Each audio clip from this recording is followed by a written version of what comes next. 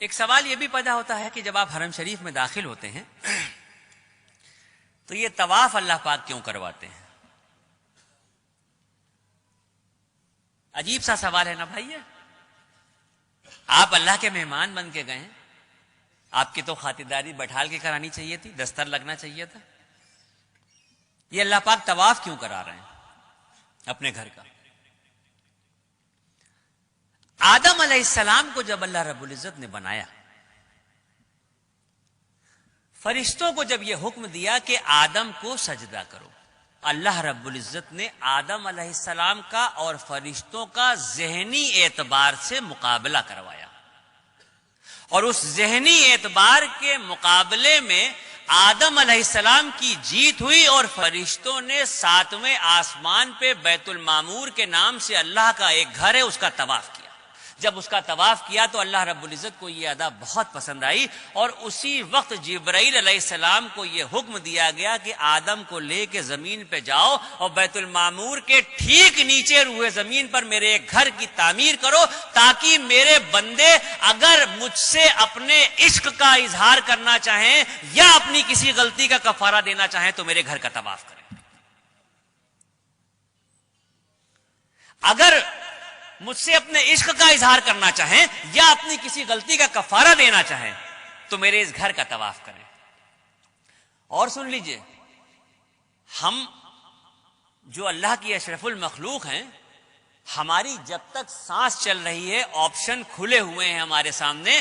ہم زندگی میں جتنی بار چاہیں مکہ شریف جائیں، جتنی بار چاہیں حرم شریف جائیں، اور جتنا چاہیں اتنا طواف کریں.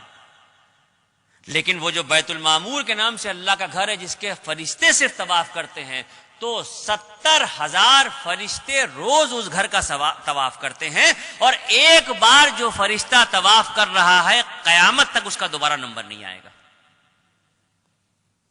اتنے فرشتے ہیں، اس درجہ طواف ہو رہا ہے کہ ایک بار جو طواف ہو رہا ہے وہ دوبارہ نہیں آئے گا.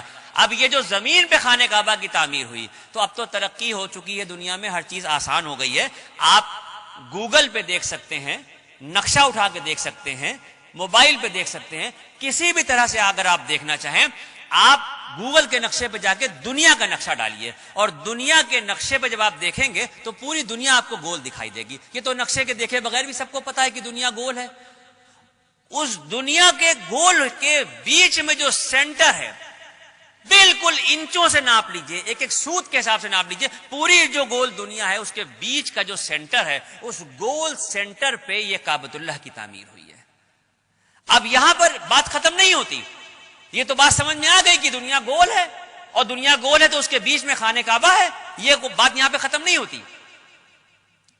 اگر سائنس یہ کہتی ہے، میں نہیں کہہ رہا ہوں، اگر سائنس یہ کہتی ہے کہ دنیا گول ہے اور گھوم رہی ہے، تو پھر میرا ایمان یہ کہتا ہے کہ مذہب و ملت کی پرواہ کیے بغیر اس دنیا کا ہر شخص کعبۃ اللہ کا طواف کر رہا ہے.